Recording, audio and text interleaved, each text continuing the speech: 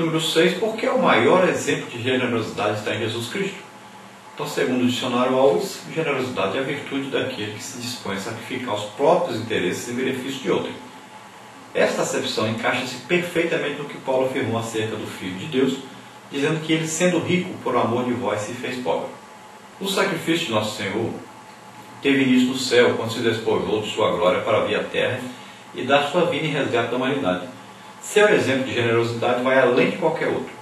Paulo diz que Jesus se fez pobre para que, pela sua pobreza, nós, cristãos, fôssemos enriquecidos. O sentimento de Jesus é o que deve permear o coração dos crentes, tendo disposição de vontade para fazer o melhor pelo reino de Deus, inclusive contribuir com o amor fraterno para os necessitados. Então, esse mesmo sentimento de dar a vida, de ajudar, de ser capaz de sofrer pelos outros, então deve estar em nosso coração cristão. Número 7. Qual foi o exemplo da igreja coríntia? Então, o apóstolo é amável e felicita os coríntios pela abundância de bênçãos espirituais que têm experimentado. Em termos de caridade, os coríntios já haviam manifestado a Paulo e aos seus companheiros. A fim de defender a importância de tal contribuição, ele afirma que Tito fora sido recebido carinhosamente em Corinto e começado o levantamento de ofertas.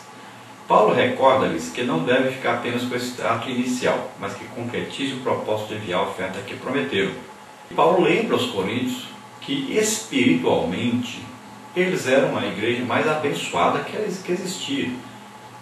Todos os dons do Espírito Santo operavam na igreja de Corinto. Então, nessa parte eles estavam bem, mas em outras partes não. E nessa parte de contribuição eles precisavam melhorar. Número 2, exortação ao espírito generoso para contribuir. Como a igreja de Corinto foi encorajada a repartir generosamente com os necessitados? Número 8. Então, Paulo motiva a igreja lembrando suas virtudes positivas, declara que os coríntios têm sido abundantes na fé, no entanto, apela que sobejem também na graça de generosidade. Para não parecer que está exercendo sua autoridade apostólica com atitude interesseira, Paulo apenas dá o seu parecer sobre o assunto. Ele não impõe à igreja qualquer encargo, mas recorre ao espírito generoso dos irmãos quanto à contribuição financeira em favor dos crentes de Jerusalém. Número 9. Como é a responsabilidade social da igreja? Então, atender aos pobres, em suas necessidades, é um preceito bíblico. A missão assistencial da igreja no mundo é a continuação da obra iniciada por Jesus. Assim como o Senhor jamais se esqueceu dos pobres, a igreja não deve desprezá-los. Na essência da mensagem do Evangelho está também o atendimento às pessoas necessitadas. A igreja primitiva deu ênfase à assistência generosa para com seus pobres. A Bíblia afirma que os cristãos primitivos repartiam com todos, segundo cada um tinha necessidade.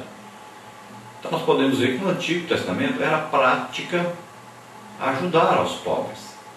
E Deus fez ali inúmeras regras para ajudar os pobres. Inclusive quando a pessoa empobrecia e se vendia ele com a família para um fazendeiro rico ou algum parente rico, no ano do jubileu ele ficava livre novamente, tanto das suas dívidas como de todo o compromisso que tinha com aquela pessoa, e ele voltava a ser dono da terra. E era uma ordem de Deus que não deveriam haver pobres. Até nas plantações, ali nos contornos, nas esquinas das plantações, já era deixado ali uma parte para os pobres. Na colheita sempre se deixava, você pode ver sobre Ruth, e você vai ver que os pobres sempre eram ajudados. No Novo Testamento ainda é mais difundido e mais ainda orientado a esse respeito. Nós vamos ver que os cristãos no início da igreja vendiam até suas propriedades, para ajudar aos necessitados. Então aquele que retém, ele é amaldiçoado.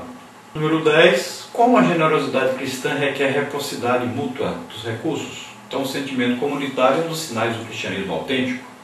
Todos são iguais perante o Senhor e seus direitos são os mesmos. O princípio da igualdade refuta as diferenças sociais quando é possível que algo seja feito. A reciprocidade mútua entre os crentes supre as necessidades dos irmãos que fazem parte da mesma fé. Não pode haver espaço para a fome e a nudez no meio do povo de Deus. A base desse sentimento constitui o critério da generosidade que deve permear a vida cristã. A igreja em Jerusalém, por exemplo, a igreja que trabalhou no início, da divulgação do Evangelho, então, seria normal que as igrejas agora estavam passando necessidades financeiras, seria normal que fossem recíprocos, assim como foram ajudados, agora ajudassem. Qual é a maior? Maior ajuda é a espiritual do que a material. Vamos ver então, número 3, os princípios da generosidade. Pergunta 11. Qual o valor da liberalidade na contribuição no Antigo Testamento? Então, no Antigo Testamento, a entrega do dízimo obedecia uma lei. Todo israelita tinha a obrigação de entregar o seu dízimo na casa do Senhor. O dízimo, mais que uma regra a ser obedecida, é o princípio de gratidão, fé e obediência. O doador o faz porque reconhece o senhorio de Deus sobre as suas finanças. Então, no Antigo Testamento era uma lei, era uma obrigação a pessoa pegar tudo da sua plantação, de tudo que ele produzisse ou que ganhasse, ele pegaria 10% e entregaria. Era uma lei, era uma ordem, tinha que obedecer. Antes da lei ser obrigatória, a lei do dízimo, ela era uma norma de Deus, uma orientação de Deus, já era uma coisa colocada pelo Espírito Santo no coração do homem. Abraão deu dízimo, voluntariamente, alegremente, deu dízimo a Melquisedeque, antes da lei ser instituída. A igreja, ela participa porque ela quer ajudar o desenvolvimento da obra de Deus. Número 12. Qual o valor da liberalidade na contribuição do Novo Testamento na igreja? Então, na igreja, o cristão obedece ao princípio da fé e do reconhecimento do senhorio de Cristo. Do ponto de vista bíblico, a contribuição não se restringe aos 10%, o valor mínimo que o crente deve trazer à casa do Senhor, do tesouro.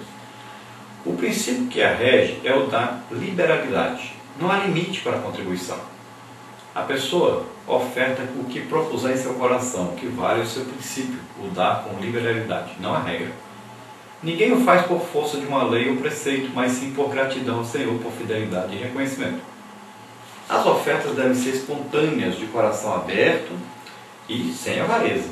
Deus se compraz em abençoar a igreja, dando-lhe bênçãos espirituais e materiais. Assim como ele abençoa seus filhos, espera que seus filhos abençoem generosamente seus irmãos na fé. Este princípio orienta que devemos dar com alegria, não com tristeza ou por necessidade.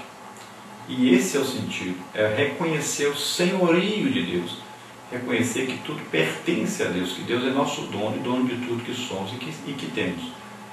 13. Complete. A igreja deve socorrer os necessitados obedecendo a 3 princípios que norteiam o serviço social. A igreja não apenas prega o Evangelho, ela deve atender os necessitados em termos físicos e materiais. Número 14. Quais são os princípios, então, os 3 princípios fundamentais no exercício do serviço social da igreja? Então, a mutualidade, a responsabilidade e a proporcionalidade. O que é, então, mutualidade? Vamos ver aí, número 15. Então, esse princípio se manifesta em generosidade, reciprocidade e solidariedade. Agora, a responsabilidade, com o que devemos ter? Então, com a obra de Deus e com os seus irmãos necessitados. Número 16 aí. Número 17. O que é a proporcionalidade? Então, nessa perspectiva, o cristão contribui de acordo com as suas possibilidades. Número 18. Como é a graça de contribuir? A generosidade requerida por Paulo não se constituía de atitudes vazias ou meras formalidades sociais. As igrejas que ajudam suas co-irmãs ou investem na obra de evangelização e missões são abençoadas copiosamente. Ofertar é um ato de adoração e louvor a Deus. Além do mais, a graça de contribuir está fundamentada no princípio de que mais bem-aventurada coisa é dar do que receber. E a igreja que trabalha com missões, emprega dinheiro, emprega trabalho, esforço na obra missionária, é uma igreja abençoada. Na nossa conclusão, para completar, filantropia sem generosidade não tem valor.